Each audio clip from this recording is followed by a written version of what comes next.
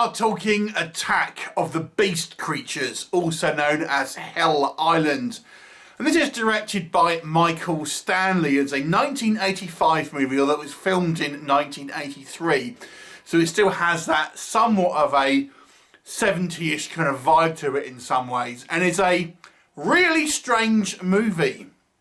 Now, the film takes place in the 1920s, and there is a capsized ship, and we follow a group of survivors on a kind of a lifeboat, and they end up on this kind of mysterious island. But this island has all sorts of danger. For one thing, it has pools of acid, so people mistake it for water, and it doesn't end well. Let me just put it like that. But most importantly, there seems to be these little kind of dolls. They're called Zuni dolls. You may have seen a Zuni doll in the trilogy of terror movies before. But this island is full of them. The kind of little red 10-inch kind of dolls with kind of sharp teeth and kind of long hair that essentially are alive and that's going to attack anything that kind of moves ultimately. And our bunch of survivors, numbers start to dwindle down as they try to escape, try and find some way to kind of fight off these kind of Zuni dolls. What will happen? You have to watch the movie and find out. So let's talk about what I think works in this movie. So this is a B movie in its truest form. We get no explanation of the dolls, none whatsoever. The best we get is we see there's some sort of temple there, but that's it. Draw your own conclusions. We don't really know why our people have a shipwreck, what's happened to it. We just have to assume, it struck an iceberg or something. We don't know. So it doesn't give you a hell of a lot of information, but it still has a fun element in it. This is like, don't worry about all that character building or world building. No. Just have a bunch of people running around the woods being chased by hordes of essentially like piranhas ultimately, but these, instead of fish, they're kind of 10-inch dolls. But that's how they kind of act. They kind of swarm you, strip you of his flesh. So it really is a silly movie. Very, very silly. But it's kind of fun if you don't mind sort of silly movies. There's one reasonable gore shot to the first time we see someone in the acid, which happens a couple of times, but the first one is probably quite gory. Other than that, it's just kind of a little bit of blood here and there. The Zuni dolls themselves, they're interesting. I find them interesting because we see when they get, when people fight back, they are filled with kind of bodily fluids. So it suggests that they are somewhat organic, but we don't really know. So I actually kind of find the lack of information somewhat intriguing because you're kind of, you're left to some degree about what's actually happened here.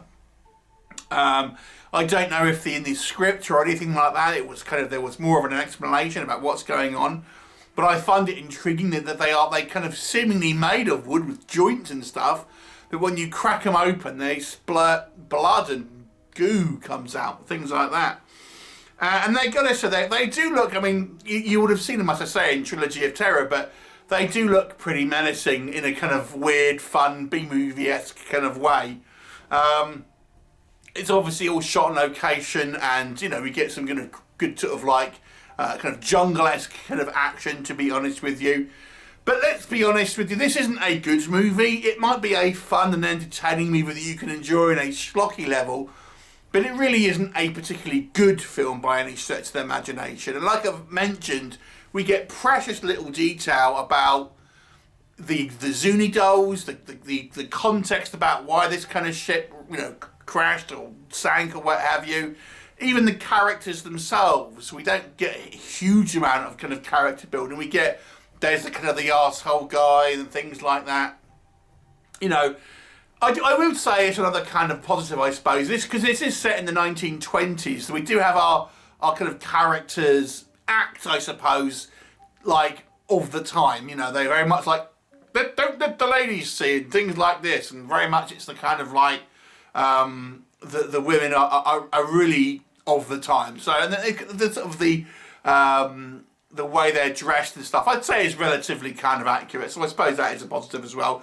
But the movie is ultimately 80% of this movie is these people walking around the jungle, occasionally getting attacked, and then the attacks are just like dolls attached to them and then going and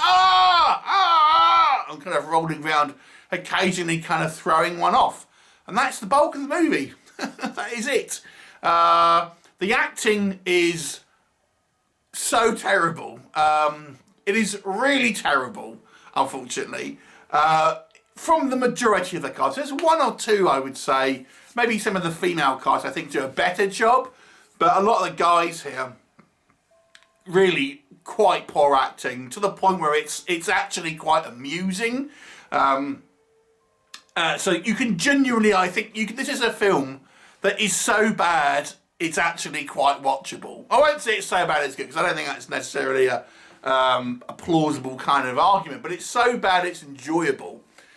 There's some horrible editing here. It just seems that it's been hacked to pieces.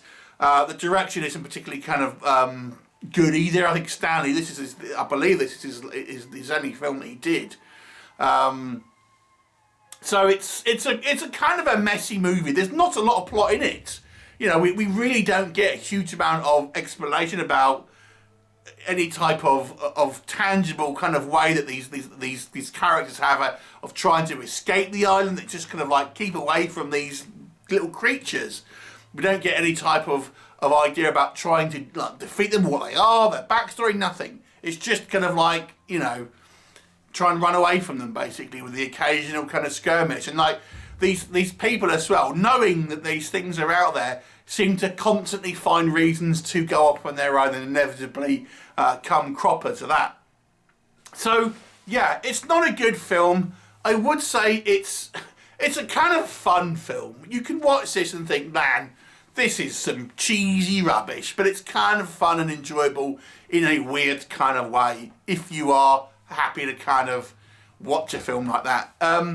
So yeah, you track it down if it's like something you just want, some weird, bizarre B-movie schlock, but it isn't a good film. So I can't score it above 5, and I have to say it isn't even an average film. It is a poorer film, but it has an enjoyment factor, so I'll give it a 4 out of 10.